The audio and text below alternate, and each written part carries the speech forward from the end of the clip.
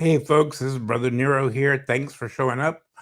Today I want to talk a little bit about something that I think is critically important, and that's why we in Shadow Path Diabolism, strive to keep things simple, deliberately simple.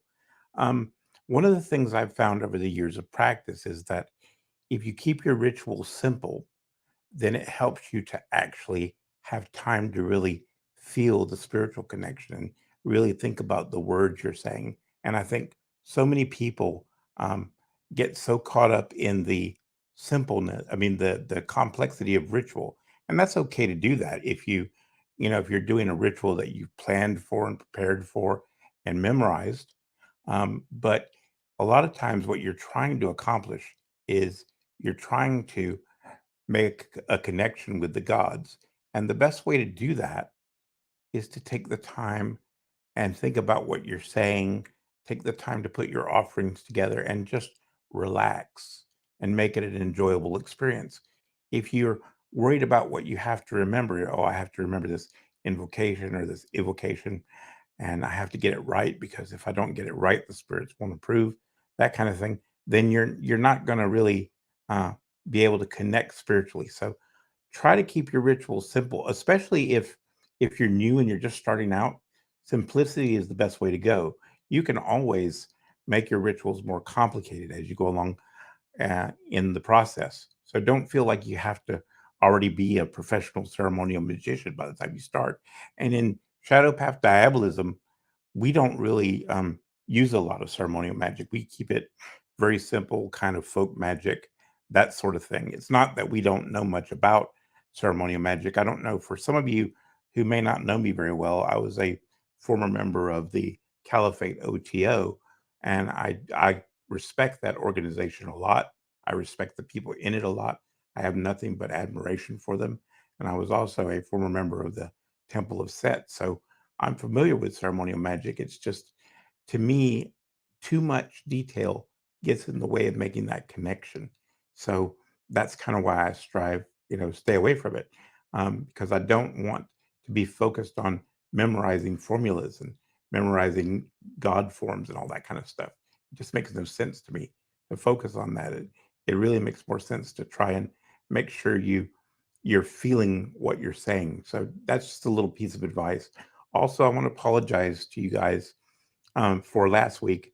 Had a podcast scheduled, and I didn't show up for it because I had a meeting that I'd forgotten about that I had scheduled before I had made the podcast schedule. So I wanted to apologize for anybody that was waiting for me to show up last week, and I didn't. Um, but from now on, this is going to be the new time because I wanted to do it earlier so more people could attend if they wanted to. So it wouldn't be so late for some people because I know we have people in different time zones. I also want to take a minute to remind everybody that we have an outreach coming up in Birmingham, UK on the 30th of April. And Julia and Brother Mo will be there, and they will be taking questions from people. And we'll also be having a virtual outreach where we answer questions from the audience tomorrow at 4:30 p.m. Central as well. So if you have any questions about Satanism, Shadow Path Diabolism, or Devil's Mark Ministries, we'll be there, me and Julia, to answer any questions you may have. So if you know somebody that might be interested, just let them know for us, okay? Now, going to the next thing, I want to talk a little bit about another thing that's important to me. I want to talk a little bit about the Satanic Temple and the stuff that they do. The Satanic Temple has become very popular in the media. And the reason they become very popular is because they don't promote Satanism. They promote politics. They promote, um, you know, left leaning kind of progressive politics. And so they have a lot of people that support them because of that. They're not satanic and they don't promote really satanic ideas other than the liberty and freedom part, maybe. You could say that's satanic, but basically, they don't promote the religious worship of Satan. They're not satanic, and so you kind of have to take everything they do with a grain of salt. Um, have they done some good for the satanic community? I would say, yeah. It would be unfair to say they haven't done anything useful for the satanic community.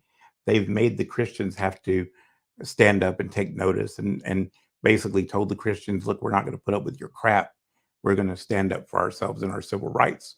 So in that sense, they've done good things, but for the most part, they've done a lot of damage because what they've done is they've started to classify themselves as religious Satanists.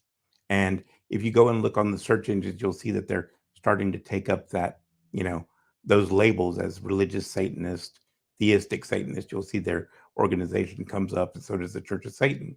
So, unfortunately, because theistic Satanists haven't done the work or haven't cared enough to do the work to start ministries of their own or churches of their own, we're in a situation where a bunch of atheists speak for our religion and we have no voice.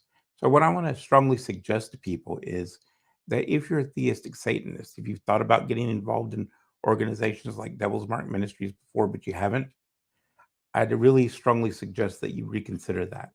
If you really believe in Satanism and you're tired of atheism and you're tired of all of these people speaking for you that don't represent you, then join up with an organization you support and do something to fight that.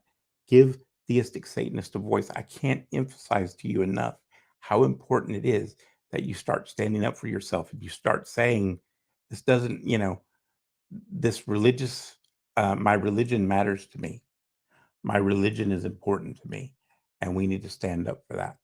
You know, it's so important. So if you've thought about it, do it. Okay. So let me see. What was the other thing I was going to say? Oh, and people always ask about offerings as well. They always ask, what should I do? What should I offer the spirits? It's very simple, very straightforward.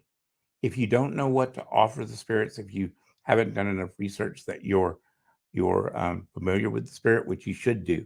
And one of the rules that I always use when I teach people about Satanism is that if you don't know what to offer, go look for source material. And then that source material, if you find 2 or 3 books that say offer the demons the same thing, then offer it to them.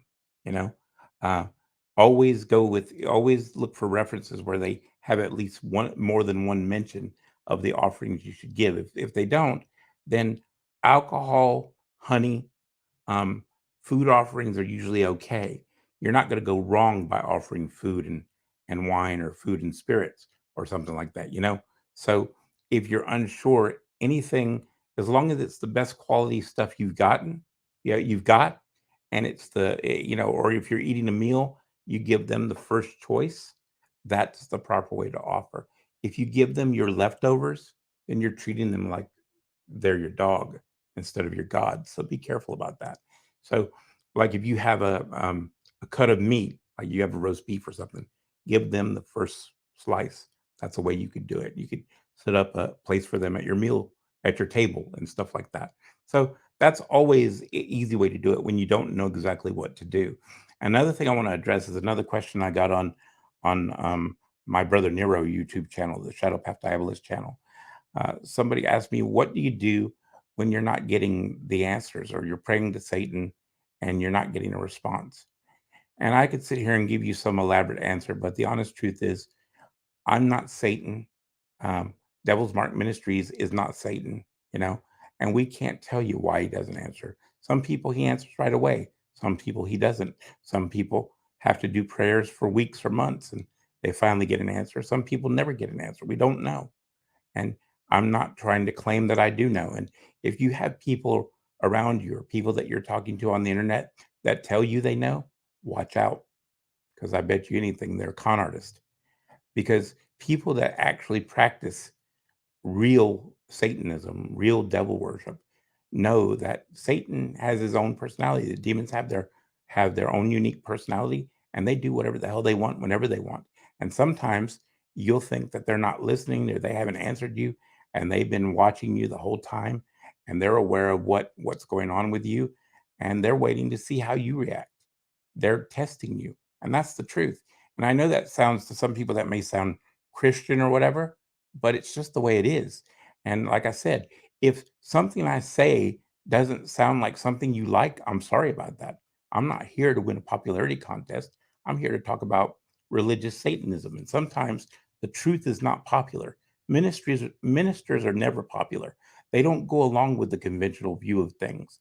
They kind of always go against the grain. That's why they're ministers, because they don't care about the social norms or what's acceptable or political correctness. They care about what's right for the religion.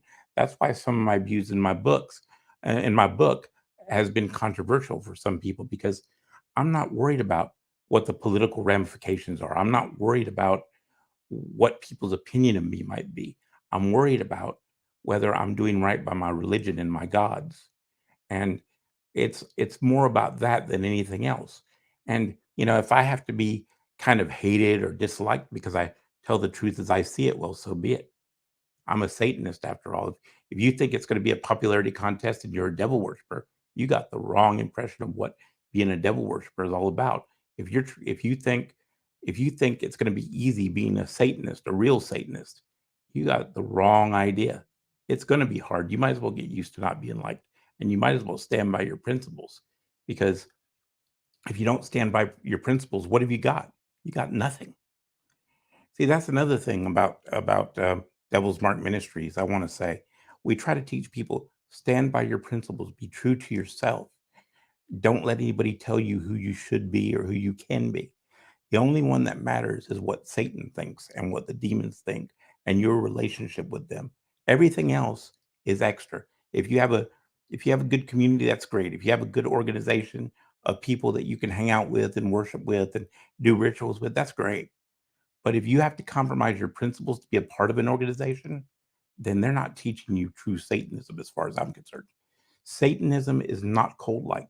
Satanism is all about the individual. And religious Satanism in particular is about individual free will and individual, you know, improving yourself as an individual and building that relationship with Satan. And if anybody tells you any different, watch out. They're up to something. They have an ulterior motive. And all these people selling these courses for, like, $100 or $200 or whatever it is, selling books for $500, watch out. I'm telling you, there's something wrong there, because people that really believe in this stuff don't sell their books for $500. They just don't, because they think they think of themselves as doing a duty to Satan. They don't go out of their way to gouge people by making their prices ridiculous. When I do these podcasts, I think of to myself, this is a service to Satan I'm doing. When I put out my first book, I deliberately priced it at $10.95 when everybody else was doing $12.95 or $14.95, because I saw it as a religious thing. And another thing that I do that's different is, I don't encourage people to steal my book or put my book online. I'm not going to do that, because I use the money for some of the Satanism stuff. In fact, I can even tell you right now, the audio equipment that I'm using for this podcast was purchased off the royalties from my books. So, so the very money that I get from people, I put back into Satanism. But I will say that if somebody were to take my book and make it available online somewhere, I'm not going to, look for them and try to hunt them down and try to file a copyright claim, because to me, the book is not really mine. It's Satan that they're interested in. They're not interested in me. They're interested in the gods. So how could I, with a clear conscience, tell somebody, oh, you better not distribute my book? I own that. Well, I don't own Satan. I don't own the demons. I don't own anything in that book, really, honestly. I mean, I appreciate that I get royalties off of it, and I wrote it, yes. But the thing that people are interested in is Satan. The only reason they buy that book is because of Satan, not me. So I don't feel like I can sit here in good conscience as a minister say, you better not copy my book. You better not distribute my book, because, you know, I'm going to sue you. I don't have the right to do that because I don't own Satan. Kind of, if that makes sense. I hope that makes sense and I'm not just rambling, but that's the difference between a minister and somebody who's out to do something negative.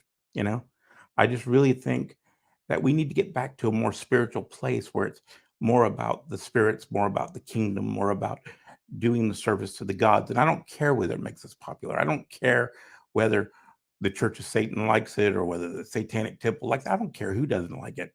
To be honest, we listen too much to what the Church of Satan says. We listen too much to what those idiots in the Satanic Temple say. We need to tell them to sit down and shut up and be quiet and let some real Satanists talk for a while.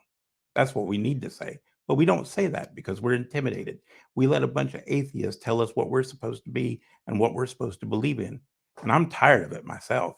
And I hope you're just as tired of it as I am. And if you want to fight back and if you want to say something other than the typical stuff that atheistic Satanists say, I hope you'll join me. I hope you'll join this organization, and I hope you'll help us fight back and try to give ourselves a voice for a change.